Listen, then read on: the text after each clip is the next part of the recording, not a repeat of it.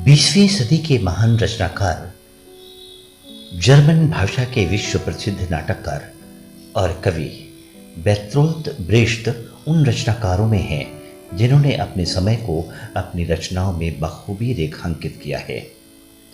आज मैं उनकी जिस कविता का पाठ करने जा रहा हूँ वो कविता मॉस्को में रहकर रूसी छात्रों को हिंदी से रूसी भाषा में अनुवाद की बारीकियां पढ़ाने वाले मेरे अजीज मित्र अनिल जन्विजय से प्राप्त हुई है।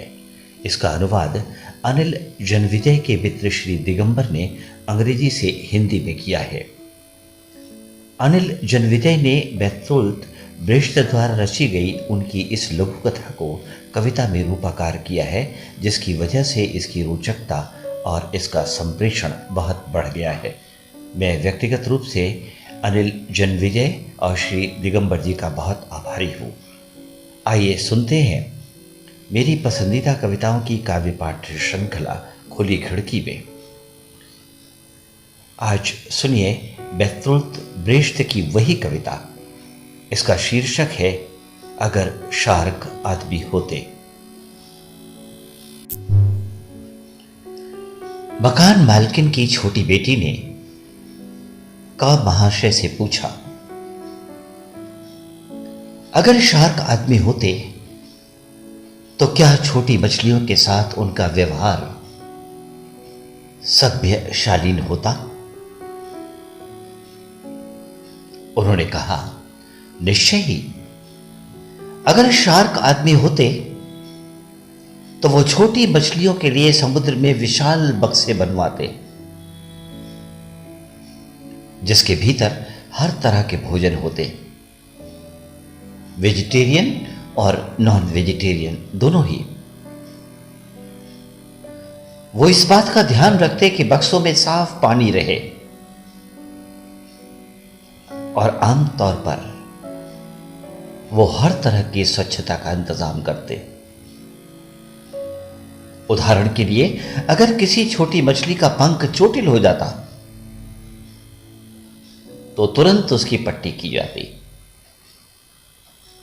ताकि वो मर न जाए और समय से पहले वो शार्क के लिए गायब न हो जाए।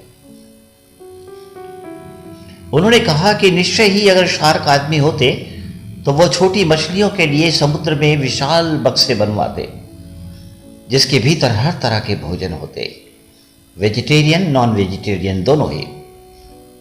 वो इस बात का ध्यान रखते कि बक्सों में साफ पानी रहे और आमतौर पर वो हर तरह की स्वच्छता का इंतजाम करते। उदाहरण के लिए, अगर किसी छोटी मछली का पंख चोटिल हो जाता तो तुरंत उसकी पट्टी की जाती ताकि वो मर न जाए और समय से पहले वो शार्क के लिए गायब न हो जाए। छोटी मछलियां उदास न हों, इसलिए समय समय पर विराट जल महोत्सव होता, क्योंकि प्रसन्न चित्त मछलियां उदास मछलियों से ज्यादा स्वादिष्ट होती हैं। छोटी मछलियां उदास न हो, इसलिए समय समय पर विराट जल महोत्सव होता, क्योंकि प्रसन्न चित्त मछलियां उदास मछलियों से ज्यादा स्वादिष्ट होती हैं। निश्चय ही बड़े बक्सों में स्कूल भी होते। उन स्कूलों में छोटी मछलियां ये सिखाती कि शार्क के जबड़ों में कैसे तैरा जाता है। निश्चय ही बड़े बक्सों में स्कूल भी होते। उन स्कूलों में छोटी मछलियां ये सिखाती कि शार्क के जबड़ों में कैसे तैरा जाता है। भूगोल जानना भी जरूरी होता, ताकि उदाहरण के लिए वो उन बड़े शार्क की खोज कर सकें जो किसी जगह सुस्त पड़े हैं।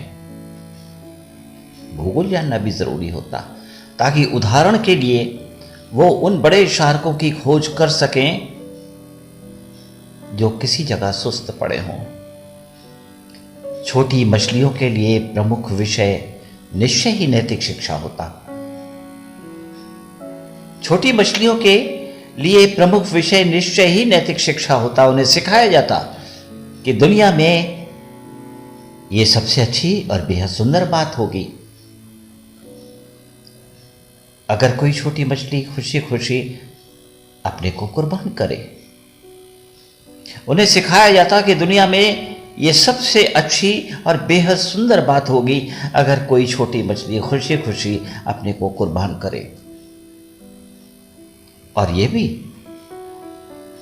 कि उन सब शार्कों पर भरोसा रखना चाहिए, और ये भी कि उन्हें शार्कों पर भरोसा रखना चाहिए, खासकर तब जब वो कहें कि वो उनके लिए सुंदर भविष्य मुहैया करा रहे हैं। उनको सिखाया जाता कि दुनिया में ये सबसे अच्छी और बेहद सुंदर बात होगी अगर कोई छोटी मछली खुशी खुशी अपने को कुर्बान करे, और ये भी कि उन्हें शार्कों पर भरोसा रखना चाहिए, खासकर तब जब वो कहें कि वो उनके लिए सुंदर भविष्य मुहैया करा रहे हैं। छोटी मछलियों को पढ़ाया जाता कि ये भविष्य तभी सुनिश्चित होगा जब वो आज्ञाकारी बनना सीख जाए। छोटी मछलियों को पढ़ाया जाता कि ये भविष्य तभी सुनिश्चित होगा जब वो आज्ञाकारी बनना सीख जाए। छोटी मछलियों को सभी घटिया भौतिकवादी, स्वार्थपरक और मार्क्सवादी रुझानों से सावधान रहना होता। छोटी मछलियों को पढ़ाया जाता कि यह भविष्य तभी सुनिश्चित होगा जब वो आज्ञाकारी बनना सीख जाएं। छोटी मछलियों को सभी घटिया भौतिकवादी, स्वार्थपरक और मार्क्सवादी रुझानों से सावधान रहना होगा, और अगर उनमें से कोई दगाबाजी करके इन बातों में दिलचस्पी लेती तो तुरंत इसकी सूचना शार्कों को देनी होगी, और अगर उनमें से कोई दगाबाजी करके इन बातों में दिलचस्पी लेती तो तुरंत इसकी सूचना शार्कों को देनी होती। अगर शार्क आदमी होते तो निश्चय ही वो एक दूसरे के खिलाफ युद्ध छेड़ते। अगर शार्क आदमी होते तो निश्चय ही वो एक दूसरे के खिलाफ युद्ध छेड़ते, ताकि दूसरे मछली बक्सों और दूसरी छोटी मछलियों को जीत सकें। युद्ध उनकी अपनी छोटी मछलियों द्वारा लड़ा जाता। वो अपनी छोटी मछलियों को सिखाते कि उनमें और दूसरे शार्कों की छोटी मछलियों के बीच भारी अंतर है। अगर शार्क आदमी होते तो निश्चय ही वो एक दूसरे के खिलाफ युद्ध छेड़ते, ताकि दूसरी मछली बक्सों और दूसरी छोटी मछलियों को जीत सकें। युद्ध उनकी अपनी छोटी मछलियों द्वारा लड़ा जाता। वो अपनी छोटी मछलियों को सिखाते कि उनमें और दूसरे शार्कों की छोटी मछलियों के बीच भारी अंतर है। वो घोषणा करते कि छोटी मछली चुप रहने के लिए सुविख्यात है। वो घोषणा करते कि छोटी मछली चुप रहने के लिए सुविख्यात है, लेकिन वो बिल्कुल अलग भाषाओं में चुप हैं। इसलिए एक दूसरे को समझ पाना उनके लिए असंभव होता है। लेकिन वो बिल्कुल अलग भाषाओं में चुप हैं, इसलिए एक दूसरे को समझ पाना उनके लिए असंभव होता है। हर छोटी मछली जो युद्ध में एक जोड़ी छोटी मछली यानी अपने दुश्मन की हत्या करती, उसे समुद्री शैवाल टका हुआ तमगा मिलता और उसको नायक की उपाधि से विभूषित किया जाता। हर छोटी मछली जो युद्ध में एक जोड़ी छोटी मछली यानी अपने दुश्मन की हत्या करती, उसे समुद्री शैवाल टका हुआ तमगा मिलता और उसको नायक की उपाधि से विभूषित किया जाता। अगर शार्क आदमी होते तो निश्चय ही कला भी होती। अगर शार्क आदमी होते तो निश्चय ही कला भी होती। सुंदर सुंदर तस्वीरें होती जिनमें शार्क की दांतों को शानदार रंगों में चित्रित किया गया होता।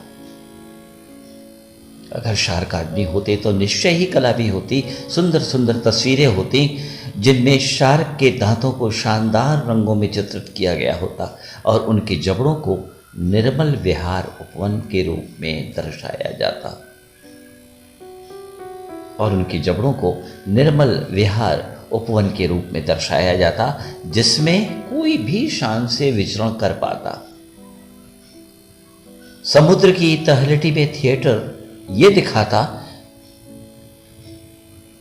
कि बहादुर छोटी मछलियां उत्साहपूर्वक शार्क के जबड़े में तैर रही हैं।